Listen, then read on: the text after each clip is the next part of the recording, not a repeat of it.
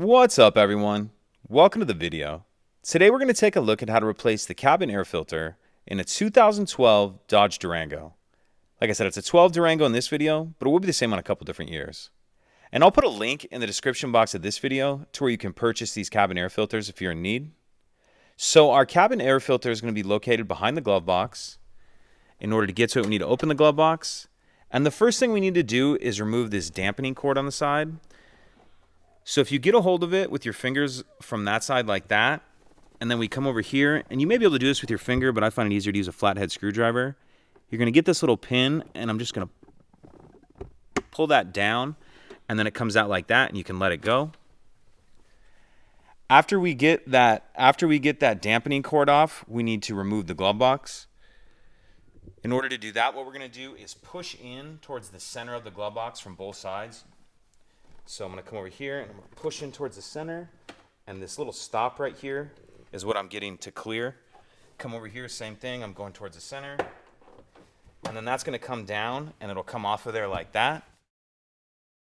Taking a look at the space behind where we just pulled the glove box out of, we see this item right here. This is the access door to the cabin filter, and on the left hand side of the access door there's this kind of hook right here. You just want to get your finger around and pull towards yourself. And the right hand side is just held on by those hooks. But once we get the access door off, we see our actual cabin filter right here. You just kind of get your finger on the edge of it, pull that out of there. Now we'll grab our new cabin filter, and we want to make sure that we're installing that with the airflow going down. You want your airflow arrows going down towards the floor of the vehicle. And you'll just kind of work it in that space.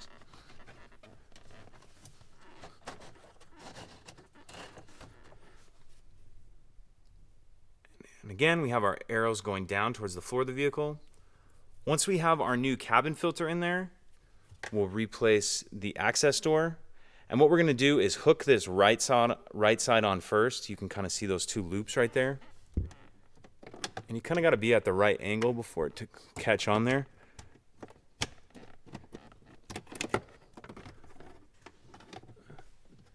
So catch these on that corner, and again, you have to be kind of just the right angle, and then your door will snap back on there. Okay, so to get this glove box back on, the first thing we want to do is reach up here and grab that dampening cord that we took off at the beginning, and with one hand just hold that off to the side like that. Then with your other hand, we're going to grab the glove box, and we want to line those three hinges up on the bottom that you see there. So just line those up and then kind of push on there.